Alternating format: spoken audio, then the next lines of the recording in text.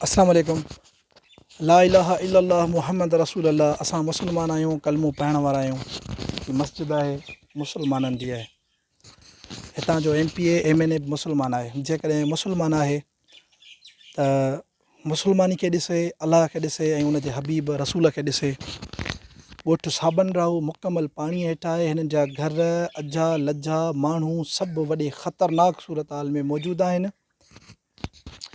ही बासर माण्हू हिन जी ज़मीन आहे हिते अदा घणी ज़मीन अथसि हिन वाटर सां 400-500 एकड़ ज़मीन हिन मालिक जी हिन स्पेशल वाटर ते आहे। स्पेशल वाटर हिन खे मिठो आहे, हिन खे पंहिंजी ज़मीन मिठी आहे, लेकिन हितां जा माण्हू सदाईं हिननि खे वोट ॾींदड़ उहे हिननि खे कड़ा आहिनि ऐं उहे हिननि खे दुश्मन लॻनि था। ऐं ही माण्हू हिननि जा आहिनि ई कोन, ही मफ़ाद परस्त वॾेरा आहिनि। असां खुलियल ॻाल्हि कयूं था हिन मीडिया जे तसलसल सां। मां एज़ अ साफ़ी जी हैसियत सां मां इहा ॻाल्हि कंदुसि त जेके पंहिंजूं ज़मीनूं, पंहिंजा वाटर महफ़ूज़ कनि था, पंहिंजूं ज़िंदगियूं महफ़ूज़ कनि था, पंहिंजो ख़ानदान महफ़ूज़ कनि था, लेकिन उहे माण्हू जेके हिननि खे सॼी उमिरि वोट ॾींदा अचनि था ऐं उहे माण्हू जेके हिननि जा जी में जी ऐं सॾ में सॾु ॾींदा अचनि था, उन्हनि ॻोठनि जी न को विज़िट कनि था, न को हाल भाई थियनि था, न उन्हनि ॾे लड़ी अचनि था, न उन्हनि जो का ख़ैरियत आफ़ियत पुछा कनि था। 5 साल गुज़रण खां पोइ वरी वोट वठणु अचनि था। अहिड़ी सियासत खां, अहिड़ी नुमाइंदगी खां, अहिड़ी सरदारी खां, अहिड़ी वॾेरी खां या अहिड़े चङ मुड़सी खां बहितर इहा अथव त कंहिं अहिड़े पाणी में वञी ॿुॾी मरो, तव्हां ते का ख़ुदा जो को ॾमर अचे। असां इहो चवंदासीं छो त अलाह जो घर ॿुॾे थो पियो, माण्हू नंढड़ा मासूम ॿार ॿुॾनि था पिया। तव्हां में कंहिं बि क़िस्म जी तव्हां में गैरत कान्हे का, तव्हां लड़ी हिननि माण्हुनि जी सार अची लहो।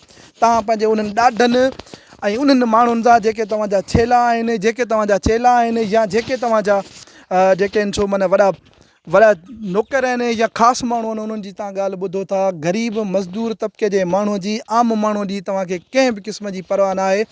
ऐं मां हिन ॻोठ जी जेॾीमहिल विज़िट कई आहे, यकीन कयो त मां रोई पियो आहियां।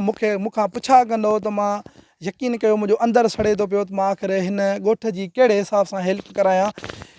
पाकिस्तान पीपुल्स पार्टी आला क़यादत डिस्ट्रिक्ट प्रेसिडेंट अली अकबर जमाली, जेकॾहिं चाचो अली अकबर जमाली ही वीडियो ॿुधी थो पियो, या अब्दुल नबी जमाली आहे तालके जो सदर आहे, या उनखां पोइ ॿिया जेके पार्टी जा जेके सीनियर अॻुवान आहिनि, डिवीज़नल सदर आहे ज़ियाउल हसन लंजार ऐं कोआर्डिनेटर आसिफ़ अली ज़रदारी साहिबु मुल्क जो सदर रही चुको आहे, ऐं चेयरमैन बिलावल भुट्टो ज़रदारी ऐं फरियाल टालपुर जेका सिंध जे मथां वॾे में वॾी लीडर आहे, सभिनी हिननि वॾेरनि जे मथां जेको मोचड़ो हुयो वेठी आहे इहा फरियाल टालपुर।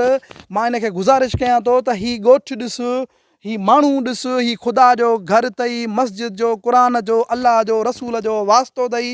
हिन ॻोठ वारनि जी हेल्प कर, हिन ॻोठ वारनि जी मदद कर। जेकॾहिं तूं सियासी माण्हू पाण खे सम्झी थी, क़ाइद आहीं या लीडर आहीं, या वरी सियासत में तव्हांजो वॾे में वॾी हस्तियुनि सां तव्हांजा वास्ता आहिनि, बजटूं तव्हां वटि आहिनि, हुकूमतूं तव्हां वटि आहिनि, कानून तव्हां वटि आहे, माण्हू तव्हां वटि ग़ुलाम आहिनि, घटि में घटि माण्हुनि जी कंहिं बि क़िस्म जी मदद नथा कयो त अहिड़ी मुसीबत अज़ाब खां हेॾी वॾी बरसाति पई आहे, हेॾो वॾो पाणी आहे, बासर माण्हुनि जे करे रुॻो ही नंढड़ा ॿार मासूम हिननि जी ज़िंदगी मुतासिर आहे। तव्हांखे ख़ुदा जे वास्ते, हिन मस्जिद जे वास्ते, अलाह जे वास्ते तव्हांखे रहम पवे। असां अपील कयूं था, हथ ॿधी अर्ज़ु कयूं था त हिन ॻोठ खे बचायो वञे। ही पाणी किथां बि कट ॾेई करे ही पाणी कढायो वञे।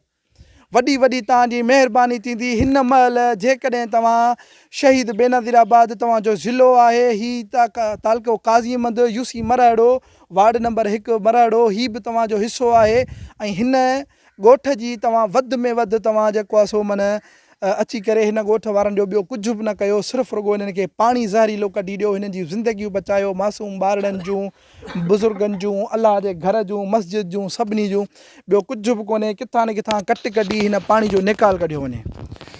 करीमाबाद प्रेस क्लब जी टीम दिलबर सिंधी खे ॾींदा इजाज़त। अलाह निगहबान।